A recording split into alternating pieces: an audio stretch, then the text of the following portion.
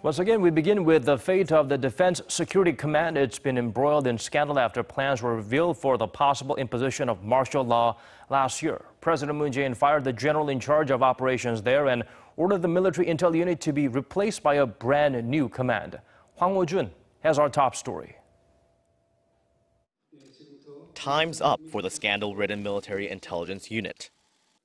For comprehensive and swift reform, President Moon ordered the creation of a new command by disbanding and reorganizing the current Defense Security Command to break clearly from its past. And as the first step, the South Korean president fired the unit's commander, Lieutenant General Lee Suk-goo, and appointed the chief of Special Warfare Command, Lieutenant General Nam Yong-shin, to lead the DSC's reform. President Moon Jae-in's order to completely rebuild the intel unit came Friday afternoon, a day after the ad hoc committee to reform the defense intelligence proposed abolishing all the legal underpinnings for the DSC and slashing its personnel by 30%, virtually liquidating it. According to President Moon's press secretary Yoon Young-chan, President Moon reviewed the proposal in its entirety on Thursday. He also called for a new body to be formed that will prepare for the establishment of the as-yet unnamed new command and draw up the necessary presidential decrees.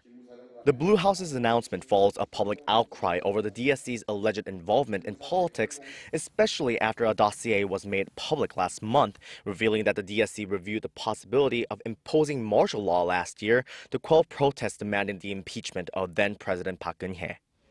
To right the wrongs of the Defense Security Command, South Korea's commander-in-chief ordered all the accused DSC officers back to their original units.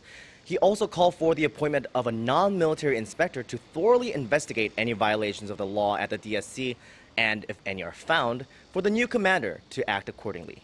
Hwang Hojun, Arirang News.